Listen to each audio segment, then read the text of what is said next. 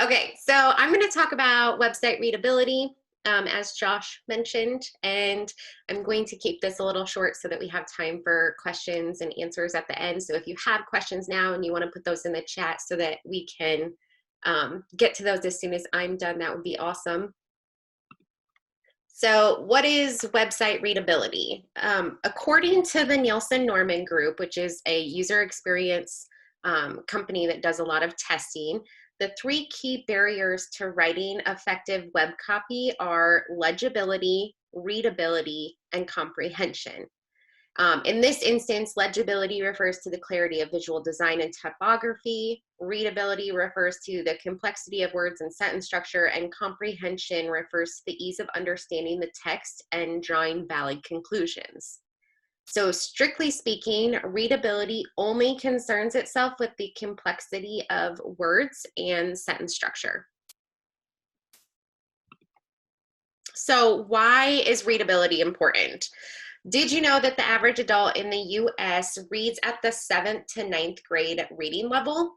In order to maximize your readership, it's important to keep your content within that range. If no one can understand your text, they're going to navigate away from your website. So if you want to keep site visitors engaged and on your pages, you need to create content that meets their readability expectations. So understanding the readability expectations of your audience is one of the most important parts of writing. Not only does your content need to be accessible, it also needs to be demographically appropriate. So if you're writing to an elementary school student or a college educated business person, your writing style is going to be vastly different between the two. Your target audience alters your writing style, as well as the complexity of the text that you're writing. Improving readability. Keeping paragraphs short allows your readers to easily skim your content on their screens, and it allows them to pick up relevant information without leaving your site to look for an easier read. I think we all are very used to scrolling our mobile devices at this point, and we know that we scroll, we try to pick up the basics of what's being said without actually stopping to read the entire content. So readers just want to quickly find the information they're looking for, so you should keep your text as brief as possible and get right to the point. Making your sentences simple enables your users to scan your text, picking out the most relevant information. People like short sentences that don't require much brain power to decipher. One writing method that helps you to get your point made right away and then go on to explain the specifics is called inverted pyramid style. It helps users easily scan the main points and then decide for themselves if they want to go into the details. For content-heavy pages or blogs, there's also a copywriting method called APP. This is basically the beginning of your content being dedicated to getting the users to agree with you on a common worldview. So once the reader agrees with it, you have a so-called handshake that's been made, and you go on to state the problem and make a promise in order to solve the problem. So this is where the user is assured of the value from the post right up front. Once you've roped them in, you can present a preview of the solution and how it will change things for the better. Unless you're writing to a niche group, you should avoid jargon and technical language, which can be difficult to do when we're talking about research papers. Obviously, those are a different beast, and we have to have some technical jargon in there.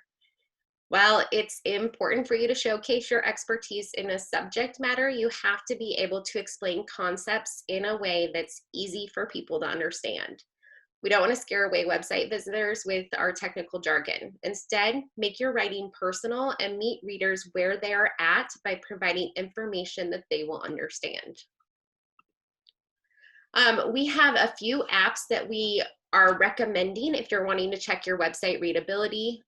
Josh is recommending the Hemingway app. I took a look at it as well, and it seemed very easy to use. It's just a desktop app that you can install, and it highlights sections of text that you need to look at and colors them in a way that lets you know what the issue is. I also played with WebFX, which is a website that you can insert a URL into, and it gives you a report based off of your website readability score. And then there is a Grammarly license that is integrated with Canvas here on campus. And hopefully, Site Improve will give us this functionality in the future. And that's all I have. So if anyone has questions that they want to type in the chat. Yes, Grammarly is on Canvas now, and I can put the link in the chat for the information about Grammarly. And I also think English, we just stood up a website. There we go. John Rierick put it in there. Grammarly.english.isd.edu. You can use, it's contracted with the university from what I understand.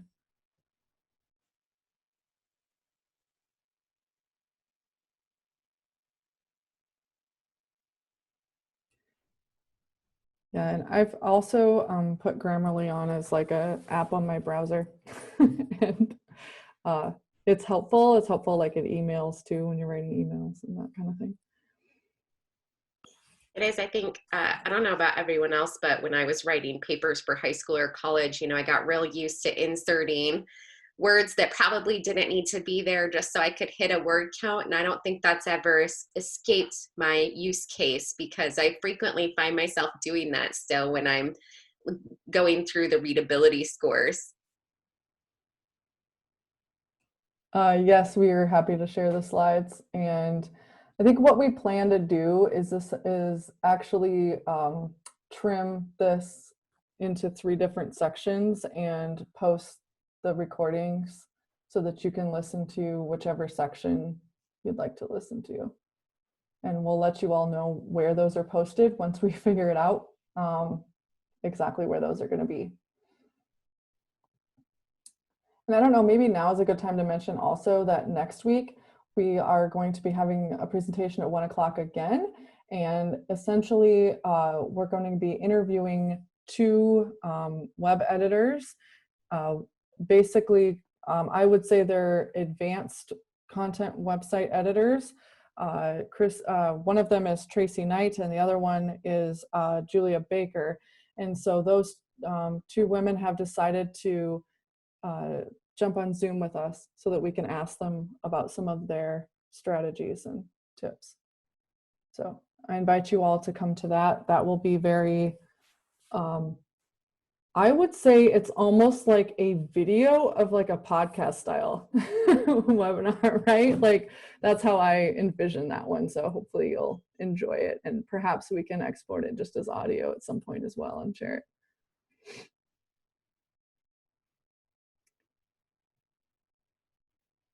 Are there any other questions? Was this webinar helpful?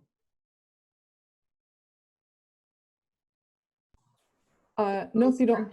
Thank you. Great, thank you. And if you have certain ideas that you would like us to speak on or talk about, please let us know. There were a couple comments in the chat. I don't know if you saw those. Would Creative Commons images be a reasonable resource? Yeah, I think there's actually at Iowa State, you can go to the, what is it, the image stream or something, where folks can share their images. Do you know about that, Josh Tenney? And then I haven't tried to use the photo stream. I was going to say Yeah. that Creative Commons has a couple different levels, so I would just be really careful reading what the specific Right. Creative Commons iteration is. There's like Creative Commons 0, which lets you just use it for whatever you want, no attribution. Some Creative Commons stuff wants you to use attribution. So don't assume that because it's Creative Commons that it's free use with nothing else. There's levels, so it would depend on the specific product. Yeah, and with the options that I mentioned today, yeah, I really, those are places that we know you can use the images that come up. Yeah, sorry, I'm just going to jump on because someone was messaging me privately. The extension and outreach SmugMug account, which I mentioned in the chat, is available as well. It is currently password protected due to some legality issues. So the password is ice cream, all one word, capital I, capital C. That's all you need to get in. Just put in that password and you'll have access to any extension and outreach staff member, as well as their profile photos that we have, as well as a bunch of extension outreach specific program photos. So, oh, I think that one, Kaylee, that we'll share this recording in the content editor newsletter that I'm sending out every Friday. So I'll share it as soon as we have it available, and I am sending out meeting invites for all of the webinars too. So you should be getting those. Yep, and for content editors that are not with Extension that are joining us and may not get the newsletter, we will definitely send you the link to where the recordings are. And if you would like to join that email list, please send a note to websupport@iastate.edu, and we will add you to the mailing list so that you will be notified when we're giving these webinars and of where the recordings are. Sure, if you want to ask a question verbally, go for it. Yeah, it doesn't have to be in chat. Cool. Well, my question is I deal with a lot of things that aren't necessarily in SmugMug. Like, for example, if I'm explaining a fertilizer label for like Miracle Grow or something like that, and I'd like to show a photo to enhance my, like what I'm writing about and how to read the label. Is it appropriate for me to be able to provide a picture of that label without copyright infringement on the product? So like if it shows the Miracle Grow emblem on it, is that a problem? That's a good question. I guess I don't know that answer because I don't know what, if you're, are you selling the information that you're giving online? I think is the big question. And if you're not, I think it's important to note what it is, just like cite it kind of, you saw even on my slides where I cited Wikipedia. So if you can cite like image from whatever, because technically you could go to Walmart and take a picture of, I don't know, like you're in public, you could take a picture of something and have, I don't know, I guess a better example would be your front yard, and you've got a Miracle Grow container out there and you're taking a picture and it happens to be in there. Like it's that's kind of my question. It's I think, I'm not an expert on it, and I can't tell you for sure, but that's my initial thought. Yeah, that was just a general website or question I had, because I'm like, I generated a page and, used a picture to enhance what I'm talking about, and it includes that. I mean, I'm not necessarily selling Miracle Grow, but I needed something to show so that the client can, see what I'm talking about. Yeah, and it's really also about Iowa State. It needs to be clear that Iowa State is not affiliated with Miracle Grow or getting money for promoting Miracle Grow and that kind of thing. And so it's really also more about that. So you need to make it clear at the bottom of the article in some way that says, this is an example, Iowa State's not affiliated with. Okay, yeah. So, I would just think about those types of things when you use images and go from there. But again, I do the best I can, but I'm not an expert in images as far as I'm not the legal department at Iowa State. If you do have a question about images, I have contacted legal before, and they have been gracious in responding well to image questions. Thank you. There was a comment a little further up in the chat from Sandy that wants to know, Google search has the option to choose free use photos. Are these safe to use? I would give almost a similar answer to the question about the miracle growth ring, which is that this gets into a legal gray area. Like, and I don't mean it's a gray area. Somebody has an answer. But I would be averse to giving advice that might be legally incorrect. The nice thing about Unsplash, and I don't have as much experience with Pixabay, but I know Anne explained Pixabay, those make it pretty clear in very plain language that those things are usable. Now, when Google puts up a filter that lets you find free use, I would definitely use it as a starting spot. I might get in there and really look at what their license says, but I definitely wouldn't just grab it off of Google's filter with that turned on and assume that it's probably good to go. Exactly. And it looks like John Rick put some resources in the chat as well, which could be helpful. But again, I iterate that if you do have specific image questions about a project or something that you're doing, University Legal has truly been helpful. Like, I have contacted them when I used to work at Vet Med, for example, where we actually had to be very careful about the animals that we were taking photos of. And I actually needed to get a form created for animal owners to sign off on imagery. So it's you really have to watch everything. You know, that's a good point, because unless you said it and I didn't notice, like making sure that if your pictures include people, that you have a signed consent to actually use their photo. And that's especially important when we're talking about children.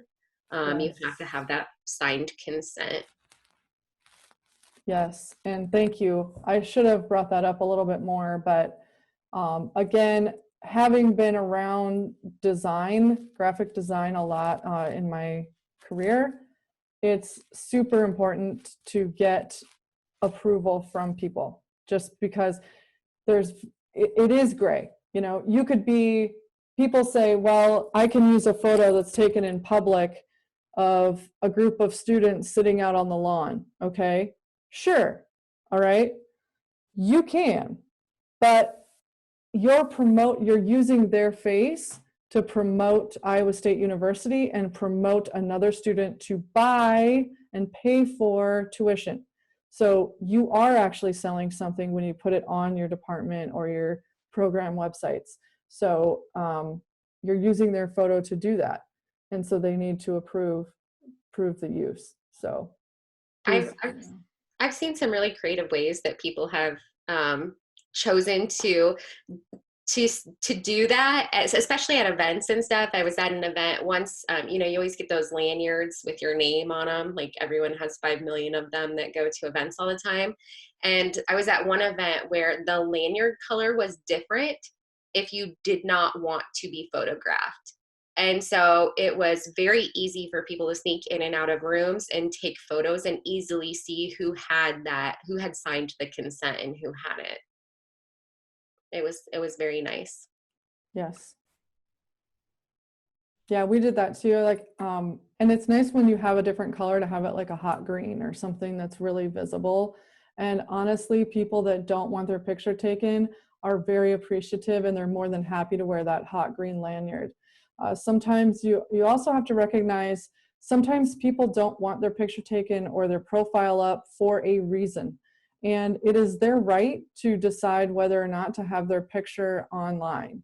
If you have faculty or staff who do not want their photo online, don't push the subject, is what I would say, because you don't know if there's safety reasons that they don't want their photo up. You don't know if it's safety for themselves, for their children, perhaps anything, you know. And so it's none of our business as website editors to know why or why not someone wants a photo. And if they don't, it's important not to push that for people as well. And again, that's a reason to not have that weird outline shape of you know, to just draw attention to the fact that they don't. And I know that when Christy designs and when we design like different people pages, we've taken that into consideration that not everyone is going to have a picture. And so it'll look fine without one.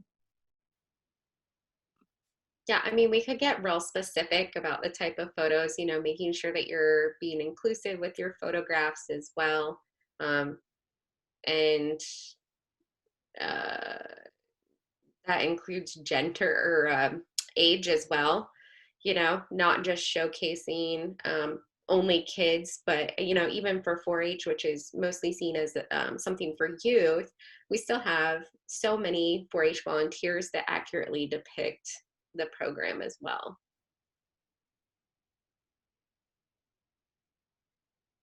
Could FERPA be an issue with a student? It could be. I mean, I think it's just, you know, it's again getting that approval if they want it or not.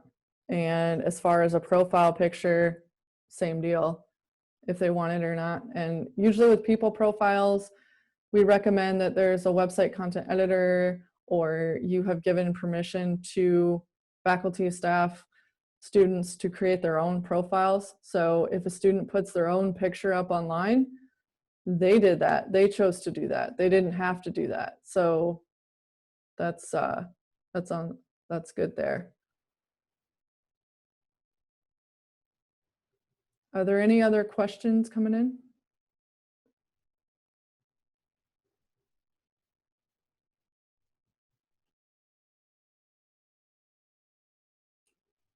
Okay. Thank you. Awesome. Thank you.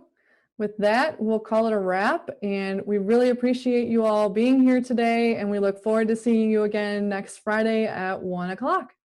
Have a good one. Bye.